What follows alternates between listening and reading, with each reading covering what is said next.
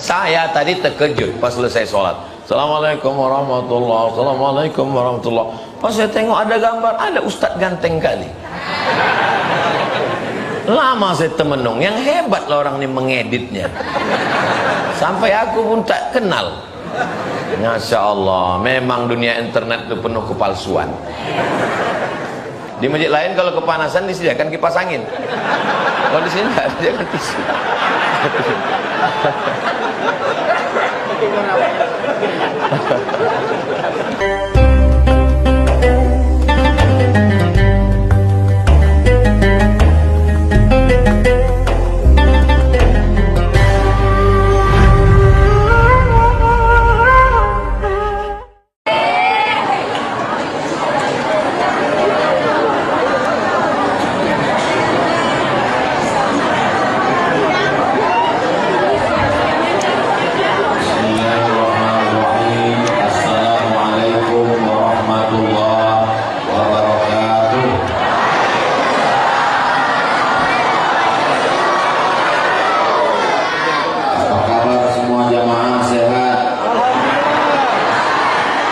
Alhamdulillah wassalatu wassalamu ala Rasulillah wa ala alihi wa sahbihi wa man tabi'ahu wa mawalah. Subhanaka la ilma lana illa ma 'allamtana innaka antal alimul hakim. Rabbi shrah li sadri wa yassir li amri wa hlul 'uqdatam min lisani yafqahu qawli. Saya sudah lama juga lah rasanya menyampaikan tausiah ini, tapi baru di Sido Mulyo inilah rasanya ceramah dalam akuarium. Ya, ditengok orang itu dari luar. Ya Allah, tabarakallah. Sama-sama kita hormati Pak Camat beserta perangkatnya, ketua beserta seluruh pengurus masjid, hadirin hadirat, alim ulama, cerdik pandai, tokoh masyarakat, yang besar tak dihimbau gelar, yang kecil tak dapat disebut nama, encik-encik, perempuan, tuan-tuan, jemputan majlis, insyaallah semuanya dimuliakan Allah Subhanahu wa taala. Amin ya rabbal alamin. Tema kita pada malam hari ini bersinergi membangun umat. Bersinergi ini bekerja sama. Bagaimana kita bisa bekerja sama membangun umat ini? Yang dibangun itu apanya? Sesuai dengan lagu Indonesia Raya, yang pertama dibangun itu adalah bangunlah jiwanya. Banyak yang tak hafal lagu Indonesia Raya nampak. Yang pertama dibangun dulu, bangunlah jiwanya. Setelah itu barulah bangunlah badannya. Jiwa ini bahasa Islamnya adalah membangun iman, membangun Islam, membangun spiritual, membangun akidah. Jadi masjid-masjid dan musola yang ada di Sido Mulyo bersinergi, bekerja sama untuk membangun akidah anak-anak kita, supaya mereka dalam keadaan la ilaha illallah Muhammadur Rasulullah sallallahu alaihi wasallam. Itu dulu, itu pokok pangkal yang pertama. Karena kalau selamat di akidahnya, yang lain mengikut insyaallah. Jadi masjid-masjid yang ada di Sido Mulyo yang tergabung dalam Ikatan Keluarga Masjid dan Musola ini mesti membuat program-program untuk anak-anak dan anak muda. Yang orang tua ini memang udah ke masjid. Orang tua tak ke masjid tak apa-apa, karena sebentar lagi mati.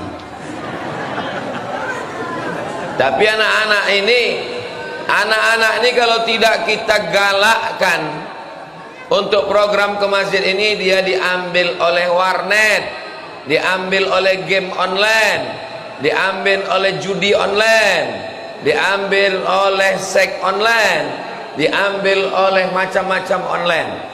Ibu pun hati-hati, laki ibu diambil oleh pelakor online. Mudah-mudahan selamat insyaallah, amin. Maka masjid mesti ada program malam dari maghrib ke isya. Jangan sampai masjid tidak ada program membaca Quran. Masjid kita ini masjid apa namanya? Saya tahu, kan ada tulisan. Pura-pura nanya aja. Masjid Al-Muhajirin ini mantap, AC-nya banyak, cuman entah hidup entah tidak. Tengoklah dari panasnya ini, minta ini. Masjid Al-Muhajir, Masjid Muhajirin ini dari maghrib ke isya ada anak-anak mengaji. Kalau tak ada anak-anak mengaji, maka carikan guru mengaji. Imam kita tadi Masya Allah bacaannya bagus, luar biasa. Jadi anak-anak mengaji khusus. Tapi waktu saya sebut anak-anak, bukan berarti oma-oma ini udah pandai mengaji semua. Memang kalau pas ramai-ramai Yasin semua pandai mengaji. Tapi pas disuruh sendiri-sendiri, Ibu-ibu, ada pengajian khusus tuh ibu-ibu. Hari apa bu? Pagi apa sore?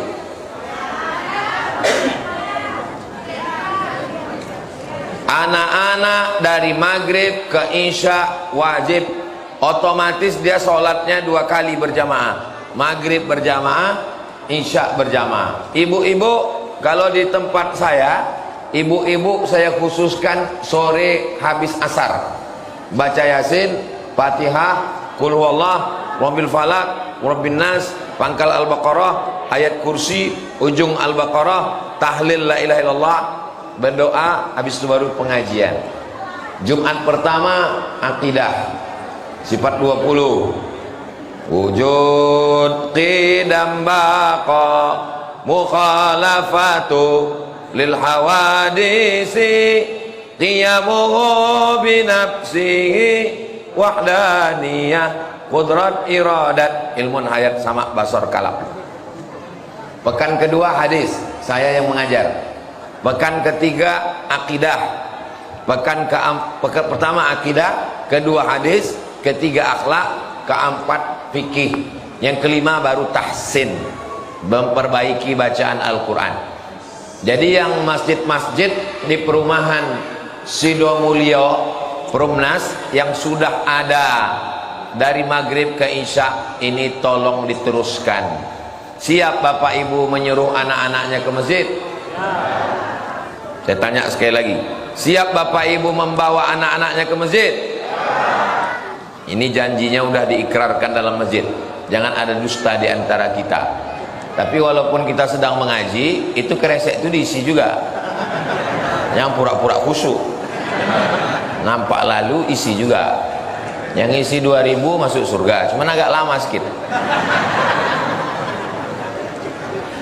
Bapak Ibu yang dimuliakan Allah Subhanahu wa taala, anak-anak ini kalau tidak kita bawa mengaji ke masjid, seandainya dia tempat agak sesat, mabuk-mabuk dia, sakau-sakau dia, karena pergaulannya di kuliah, di kampus, tapi nanti di hari tuanya dia akan kembali ke masjid karena kita sudah meninggalkan kenangan. Ini anak-anak ini yang di jendela juga, tengok tuh anak-anak. Ini omak-omak pula ada. Hai guys. Anak-anak inilah yang ngangkat. Bapak Ibu jamin bahwa Masjid Muhajirin ini masih ada orang sholat 50 tahun lagi? Jamin. Saya yakin 50 tahun lagi masih tetap ada tablik akbar di sini. Dari mana Ustaz yakin? Anak-anak inilah yang akan menghidupkan masjid ini insya Allah. Sampai suara saya keluar, dengar kalian? Suara kalian tak ku dengar. Bapak Ibu yang dimuliakan Allah Subhanahu wa taala, jangan bangga dengan masjid yang besar, karena di Andalusia masjid besar sekarang jadi museum, tak boleh orang sholat di dalam. Jangan bangga dengan kota mayoritas muslim, dulu juga muslim, betapa 700 tahun di Andalusia. Andalusia itu di mana Pak Ustadz? Real Madrid, Barcelona, Spanyol. Ada orang Islam di situ, tapi masjid sudah sempat dirubah menjadi museum. Zaman siapa itu perubahan? Ratu Isabella. Siapa namanya? Isabella. Isabella ini memaksa, kalau mau tetap di Spanyol kau mesti murtad. Kalau mau tetap tinggal di Spanyol, murtad kalian. Begitulah hebatnya kekuasaan politik. Belajar dari Spanyol. Politik kekuasaan kalau dipegang orang tidak seakidah, tuh contohnya. Toleransi, toleransi, toleransi. Macam tak paham kita toleransi. Orang Riau inilah orang yang paling bertoleransi, betul? Mana buktinya? Kalau dibilang orang Riau ini paling bertoleransi, mana buktinya? Kasih saya 3 contoh toleransi orang Riau. Mana yang anak muda? Aziz, anak muda. Kasih saya contoh 3 toleransi orang Riau. Itu. Kasih saya contoh 3 toleransi orang Riau. Di dekat airport ada tempat ibadah orang Hindu. Apa namanya? Pura. Pura. Waktu saya dipersekusi di Bali, muncul satu gerakan ingin merusak pura. Saya buat video pendek. Jangan kalian rusak pura yang ada dekat airport, karena itu dibangun oleh Pemda, pemerintah daerah Riau, ingin menunjukkan bahwa kita terbuka untuk siapapun. Contoh kedua, pergilah ke pasar bawah. Di pasar bawah itu ada kampung pecinan, kampung saudara kita Tionghoa. Jalan apa namanya? Inilah, kalian jarang ke pasar bawah. Jalan karet. Saudara kita, kalaulah orang Islam ini radikal, kepala kau kena pukul, sudah lama itu hancur dibakar. Jadi yang menuduh Abdul Somad radikal, aku penceramah di Riau ini. Kalau radikal aku udah rata itu semua dengan tanah. Rahmatan lil alamin. Contoh ketiga, di depan Masjid Agung An-Nur, apa nama bangunannya? HKBP, Huria Kristen Batak Protestan Halak Ita Sasudina. Jadi kalau ditanya, apakah orang Riau ini menerima masyarakat berbeda suku, berbeda bangsa? Ya. Apa nama jalan yang paling besar di Pekanbaru? Jalan Sudirman. Paling panjang Jalan Sudirman, dari mulai tepi Sungai Siak sampai ke airport, kalau diteruskan sampai ke Teluk Kuantan. Jalan Sudirman paling besar. Apakah Sudirman itu orang Melayu? Jenderal Sudirman, Panglima besar gerilya, wong Jawa, sedulur sederek sedoyo. Apa nama gedung yang paling besar di Jalan Sudirman? Gedung Suman HS. Apa arti HS itu? Hasibuan. Di sampingnya ada gedung lagi, kantor gubernur, namanya Gedung Kaharudin Nasution. Nasution itu orang Melayu. Mandailing Natal, Tapanuli. Riau terbuka untuk semua orang. Pekanbaru jumlah penduduknya 1.200.000. 1.200.000. Suku yang pertama Minangkabau, yang kedua Jawa, yang ketiga Melayu. Dengan bangganya orang Melayu berkata, bumi lancang kuning, bumi Melayu. Orang nomor 3. Di mana bumi dipijak, di situ langit dijunjung. Di mana orang Melayu bertanja, di situ perempuan bertudung. Allahu Akbar. Jadi kita bisa bersinergi kalau kita bisa bekerja sama antar suku, antar agama. Masalah antar agama, jangan ajari orang Riau ini bekerja sama, bersinergi antar agama. Tapi dalam masalah akidah, jelas. Wala ana abidum ma'abattum wala antum abiduna ma'abud lakum dinukum. Jangan latah, ini banyak latah. Kunjungi pula. Berselawat pula di dalam tempat ibadah dia. Salatullah salamullah. Apa ini? Ini namanya sinkretis, menggabungkan agama. Saudara kita itu pun tidak senang karena itu merusak agamanya. Ini nanti akan lahir generasi yang membingungkan seperti yang terjadi di Campa. Gara-gara ingin damai, akhirnya orang Islam bergabung dengan Hindu. Hindunya rusak, Islamnya rusak. Islam tidak, Hindu tidak. Kita ingin tetap Muslim, kau saudaraku dengan agamamu, kami dengan agama kami, tapi membangun lingkungan kebangsaan dalam bingkai NKRI. Kita tidak lagi tinggal di negara Kesultanan Melayu Riau Siak Sri Indrapura, karena Sultan Syarif Qasim II sudah menyerahkan kedaulatan tahun 1946 kepada Presiden Insinyur Soekarno. Sekarang kita sudah berada di Indonesia. Indo artinya India, Nesia artinya pulau-pulau. Indonesia pulau-pulau yang ada di balik India. Makanya kita agak-agak mirip-mirip India sedikit. Kulitnya aja, hidungnya jauh. Saya tadi terkejut pas selesai sholat. Assalamualaikum warahmatullahi wabarakatuh. Assalamualaikum warahmatullahi wabarakatuh. Pas saya tengok ada gambar, ada ustadz ganteng kali. Lama saya temenung, yang hebat lah orang ini mengeditnya. Sampai aku pun tak kenal. Masya Allah, memang dunia internet itu penuh kepalsuan. Saya takutnya ini direkam orang ini, difotonya, besok dipostingnya di Instagram sama Facebook. Temukan 8 perbedaan.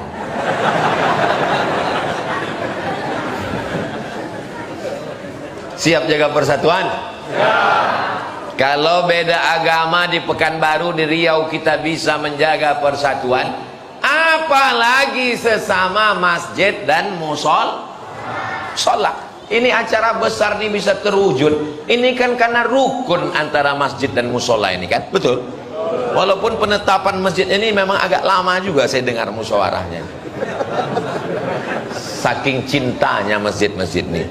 Setiap masjid nih katanya Ustaz Somad mesti ke masjid saya, Ustaz Somad mesti ke masjid saya. Sedangkan jadwal Ustaz Somad ini 1 bulan untuk Pekanbaru cuman 5 titik. Khutbah Jumat, Jumat sore, malam Sabtu, Sabtu subuh, Sabtu siang. Yang mau diisi ini 1000 masjid di Pekanbaru. 1 bulan jatahnya cuman 5. Berarti 1 tahun cuman berapa itu? 60 masjid. Kalau saya isi ini 2 gondangnya. Kalau tak saya berhenti, masjid ini berhenti. Alhamdulillah, bersatu musola dan masjid Sidomulyo, dipilihlah Masjid Muhajirin. Kenapa Masjid Muhajirin ini yang lulus? Saya yakin dan percaya karena dilihat dari sarana prasana, memang Masjid Muhajirin yang paling bagus mungkin. Karena saya belum juga nampak masjid yang lain. Sound sistemnya bagus, kaligrafinya bagus, AC-nya, kipasnya bagus, atapnya bagus, ada daftar keuangannya lengkap, walaupun belum ada duit masuk nampaknya. Ya, belum ada duit keuangan masuk. Ada pula lapor keuangan anak yatim, fakir miskin, suara imamnya bagus, kaligrafinya cantik. Jadi mudah-mudahan masjid-masjid lain ambil contoh Masjid Muhajirin ini, insya Allah. Ada sekolah MDA-nya.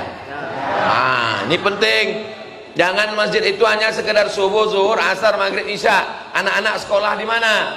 Jadi kalau membangun masjid ke depan, siapkan tanah lapang, tanah kosong, supaya ada anak-anak sekolah MDA.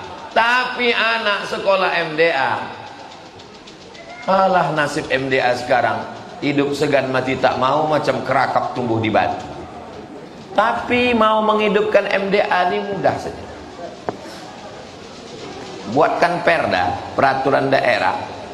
Siapa yang anaknya tak punya ijazah MDA tak boleh masuk SMP. Bisa apa tak bisa? Bisa. Kalau dibuat perda macam itu, siapa yang tak lulus MDA tidak boleh masuk SMP, tak boleh berbini, untuk mengentaskan buta huruf Al-Quran. Bapak setuju? Iyalah bapak setuju, bapak udah berbini. Yang belum nih, berapa banyak sekarang kepala rumah tangga tak pandai mengaji. Waktu ditanya mengaji, pandai kau mengaji? Pandai pak. Coba baca, wadduha wallaili idza saja. Rupanya kena hafal. Hebat Masjid Muhajirin ini, disediakan tisu karena panas. Di masjid lain kalau kepanasan disediakan kipas angin, kalau di sini tidak disediakan tisu.